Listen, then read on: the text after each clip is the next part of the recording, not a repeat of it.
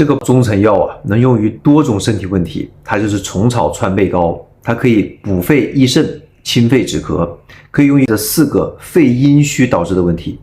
第一个就是阴虚久咳，如果肺阴虚的话，肺气不足，它就无法抵御外界的邪气的侵袭，很难排除体内的痰液，就会出现久咳不愈的情况。第二是气喘。咱们中医认为啊，肺主气，司呼吸，有宣发肃降的功能。肺阴虚就会导致肺湿肃降，呼吸不畅，就可能出现气喘的问题。第三，皮肤干燥瘙痒，这是肺阴虚导致的体内津液不足，没有办法有效的滋润我们的皮肤和毛发了，皮肤就会失去水分和弹性，就会出现干燥瘙痒这些不适的感觉。第四，盗汗肺阴虚导致阴液不足，阳气偏亢，容易形成虚火，而虚火内生呢，内热就会加重。夜间睡眠的时候啊，这个阳气逼经外泄，就会出现盗汗。如果你